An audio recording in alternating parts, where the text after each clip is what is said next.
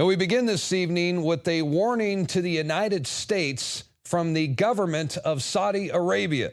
Release the 28 pages and you will face an economic collapse. That's right. The Saudis are threatening the United States with financial terrorism. And they have warned the Obama White House that they are ready to sell off $750 billion worth of U.S. Treasury bonds, which could seriously cripple or even destroy the U.S. economy. But why on earth would Saudi Arabia threaten the United States? I mean, they're supposed to be our ally, right? Well, it's because Saudi officials and members of the Saudi royal family are panicking right now over a federal lawsuit which may finally reveal the contents of the still classified 28 pages of the Joint Inquiry Intelligence Report on 9/11, which will prove once and for all that the government of Saudi Arabia helped finance and assist the terrorist hijackers responsible for the attacks on 9/11. And this is where I say it looks like the conspiracy theorists were right all along. Don't say we didn't tell you so. And who was it that made the decision to classify the 28 pages to begin with? Well, you guessed it, George W. Bush. Let us never tolerate outrageous conspiracy theories concerning the attacks of September the 11th, malicious lies that attempt to shift the blame away from the terrorists themselves, away from the guilty. And don't forget, Bush and Cheney, they never even wanted an investigation into 9/11 to begin with. It was only until after the victims' families and the 9/11 survivors, it was after they demanded an investigation that the 9/11 Commission was created. And get this, Bush and Cheney refused to testify under oath. Instead, they agreed to meet with the 9/11 Commission only behind closed doors and under the following conditions. They would meet together. The session would not be recorded, nor would it be transcribed or made public. Very suspicious, don't you think? And even more bizarre, I think, was just Bush's mannerisms and his body language. This was during the press conference right after he and Dick Cheney met with the 9/11 Commission. President, as you know, a lot of critics suggested that you wanted to appear jointly with the vice president so that you two could keep your story straight or something. Yeah. Could you tell us what you think of the value of appearing together and how you would answer those critics? Yeah, first of all, look, I mean, if we had something to hide, we wouldn't have met with them in the first place. We answered all their questions. And as I say, I think I came away good about the session because I wanted them to know, how I set strategy, how we run the White House, how we deal with threats. The vice president answered a lot of their questions, answered all their questions. And I think it was important for them to see our body language as well, how we work together. But it was, the commissioners will speak for themselves over time. They will let you know whether they thought it was a fruitful series of discussions. I think they did. I think they found it to be useful. Yeah, Adam. Mr. President, Yes. don't you think that the families deserve to have a transcript or to be able to see what you said? Adam, you asked me that question yesterday. I got the same answer, yeah. You see, right there, you could tell he's nervous, and it looks like he's hiding something. And I think you can even get more of a sense of his awkwardness if you watch the press conference in its entirety. It's only 5 minutes long. I mean, Bush was in and out of there in a big hurry. He looks very uncomfortable. You could tell he doesn't want to be there. I mean, he is squirming the entire time. And that's because they were hiding something. And guess what? They still are. So what are they so afraid of? I mean, why does Bush and the Saudi royal family, why do they want to keep the 28 pages secret? And why is President Barack Obama acting like such a coward when it comes to getting threats from Saudi Arabia? What on earth is in those 28 pages? Here's what we know so far. According to members of Congress from both parties who have read it, as well as the heads of the 9/11 Commission, they say the 28 pages will completely change everything you think you know about the 9/11 attacks. These documents will change history. This is sort of shocking when you read it. As I read it, and we all had our own experience, I had to stop every couple pages and just sort of absorb and try to rearrange my understanding of history for the past 13 years and the years leading up to that. It challenges you to rethink everything. And so I think the whole country needs to go through that. I want those documents declassified. I'm embarrassed to be associated with a work product that is secret. Former Senator Bob Graham said that the 28 pages primarily relate to who financed 9/11. Follow the money, right? And they point a very strong finger at Saudi Arabia as being the principal financier. And I'll never forget watching Senator Max Cleland on CNN with Wolf Blitzer when he announced that he was going to resign from the 9/11 Commission because the entire investigation was a scam. Are legitimate members of the commission. We have the top security clearances. We're an independent commission. For an independent operational look at why 9/11 happened, what happened there, when what the president and the government knew, and when they knew it. What's their argument? The White House. Why won't they let you see this? What do they say? Access. They don't want any more eyeballs to see their documents than they can possibly get away with. It's a scam. It's absolutely disgusting. Now, here's where it gets even more interesting, because not only does the 28 pages reveal Saudi Arabian involvement in the September 11th attacks, but it also specifies sources. We're talking names, all right? We're talking specific individuals that are implicated here. And one of the names on the list is extremely significant. We're talking bombshell. In fact, drum roll, please. Ladies and gentlemen, I give you Prince Bandar bin Sultan, who was the Saudi Arabia's ambassador to the United States at the time of the terrorist attacks on 9/11. And he also just happens to be a lifelong, intimate, and personal friend of the Bush family. In fact, he is so close with the Bushes that his nickname around the White House is Bandar Bush. Look it up. It's an open secret. Not only is Prince Bandar a longtime business partner of the Bushes, but they also have a very close friendship together. And this, of course, includes Bush Sr., who would bring Prince Bandar along on hunting trips. They would go fishing together, hang out with the family, go on vacations. A very cozy relationship. And this is troubling because that means two sitting U.S. presidents had close personal and financial ties with a foreign power. Get it? I mean, this was an unholy alliance. Well, still is. And in one of the redacted sections of the 28 pages, there is evidence of a transfer of $130,000 from Prince Bandar's wife that went directly into the checking account of the 9/11 hijackers. Wow. And there was also other members of the Saudi royal family, all of these guys who have close ties with the Bush cartel, by the way. And according to the 28 pages, they provided financial assistance to several of the 9/11 hijackers, and then they fled the country days before the attacks. Now, I want you to picture this because what I'm about to tell you actually happened. It is documented, and it is in the White House logs.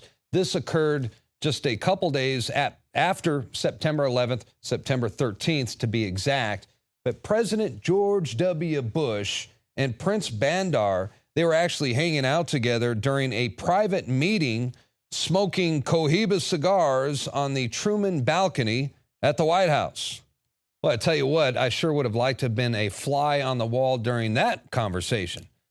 But I have a pretty good idea what they were talking about. I imagine they were discussing the evacuation plan and how they worked together to evacuate and to smuggle out of the country members of the Saudi royal family, Saudi officials, and even members of the bin Laden family out of the country immediately after the 9/11 attacks.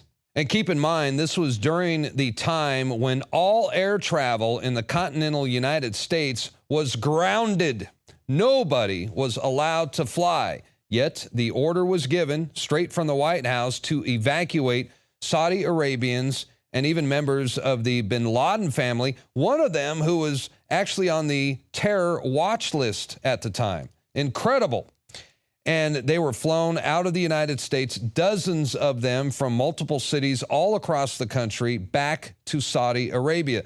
And instead of interrogating these guys and asking them questions, well, the FBI provided security, and they smuggled these suspects out of the country.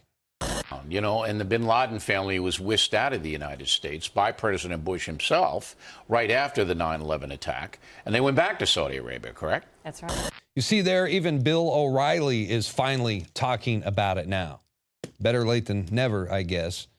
And, you know, what really gets me, it makes me angry. It bothered me back then, and it really bothers me now in hindsight, and that is the rhetoric, the warmongering, the hypocrite George W. Bush at the time, who was well aware of the fact that the 9/11 terrorist attacks were not only largely funded by the government of Saudi Arabia, but also in part by his very close and personal friend, Bandar Bush.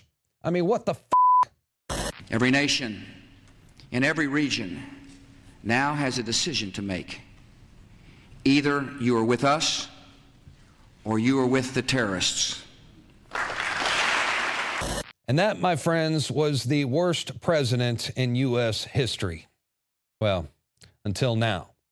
Barack Hussein Obama has promised on at least 2 separate occasions that he would release the 28 pages. We're still waiting. You know, he actually met with the 9/11 victims' family members and the survivors, met them face to face, looked them in the eyes, and promised them that he would release the 28 pages. Now we're finding out that he's never even bothered to read the documents. The 28 pages of the 9/11 report. Have you read it? You know, I have a sense of what's in there. Jim Clapper, our Director of National Intelligence, has been going through to make sure that whatever it is that is released is not going to compromise some major national security interest of the United States. And what was Obama's reaction to the threats made by Saudi Arabia to destroy our economy? Well, he boarded Air Force One on a direct flight to Riyadh to go bow down to the Saudi king. King Salman, who, by the way, is also mentioned by name, reportedly in the 28 pages, as yet another financier of the attacks on our country. Yeah, that looks like an accurate depiction right there. Obama says he will veto the bill in Congress that would release the 28 pages to the public and allow the 9/11 victims' families and survivors of the attack to sue the Saudi government. Not going to happen.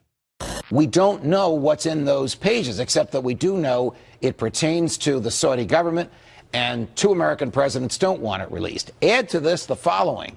Last year, President Obama signed an agreement with Saudi Arabia to provide for the sale of $60 billion with a B dollars worth of weaponry over the next 10 years from American arms merchants to the Saudi government. Donald Trump, on the other hand, says if he becomes president, he will indeed release the 28 pages. And that's why we need an anti-establishment president. And for those of you out there who say that it's not good enough, there's more to 9/11 than just the 28 pages. Well, I'd have to agree with you. You're absolutely right. But get this. Once these documents are released to the public, that's when the entire house of cards begins to fall.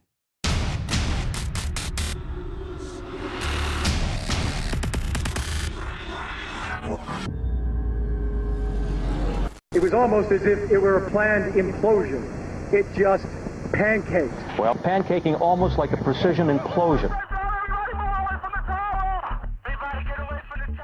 It's reminiscent of those pictures we've all seen too much on television before, when a building was deliberately destroyed by well-placed dynamite to knock it down.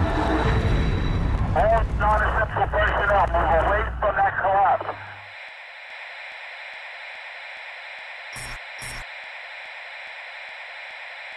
No longer surrender this country or its people to the false song of globalism. The nation state remains the true foundation for happiness and harmony. I am skeptical of international unions that tie us up and bring America down.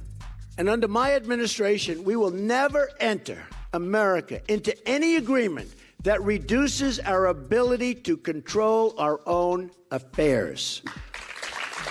It didn't take long for German Foreign Minister Frank-Walter Steinmeier to react to Donald Trump's America First rhetoric. Steinmeier said, "The world's security architecture has changed, and it is no longer based on two pillars alone. It cannot be conducted unilaterally. No American president can get round this change in the international security architecture." Steinmeier, a Bilderberg attendee, is referring to the New World Order rollout of the United Nations infestation of the United States local police force with its strong cities network, announced by the U.S. Constitution circumventing Attorney General's office to the United Nations in 2015, no less. Furthermore, is it any wonder why the Strong Cities Network recognizes constitutionalists as their number one threat?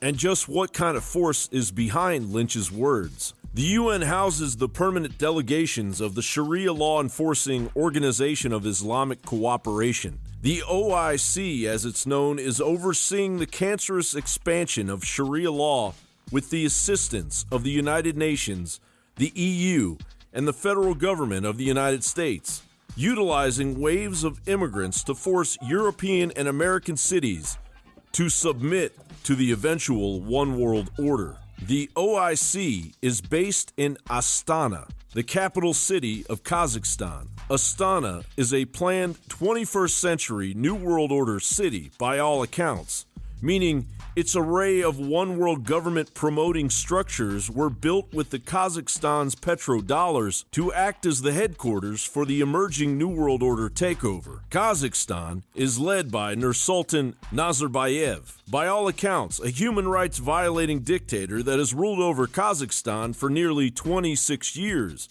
Under Nazarbayev, as CBS reported in 2011, severe limits on political freedoms and freedom of speech, detainee and prisoner abuse, arbitrary arrest and detention, particularly of government opponents, lack of an independent judiciary, pervasive corruption, discrimination and violence against women, and trafficking in persons are typical of Nazarbayev's rule. A recent New York Times story claims Nazarbayev's regime has been paying Washington, D.C. think tanks to issue glowing reports on the country that largely ignore its glaring shortcomings in political freedom and human rights, and that the Nazarbayev regime has even been alleged to have made illegal payments to as yet undetermined members of Congress seeking to gain their favor. Basically, a 21st century occultic hub run by a New World Order dictator with his hands in the pockets of your elected leaders is the epicenter of the Islamic Sharia movement exploding in Europe and quietly invading the United States. Should Sharia law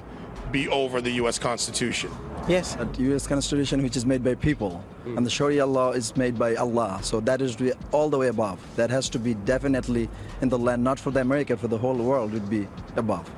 So that should be above the U.S. Constitution. Yes. This isn't a drill. The engineered collapse of civilization is well underway. Billions of dollars and decades of planning have been invested in the very international security architecture Donald Trump and patriotic Americans must actively dismantle.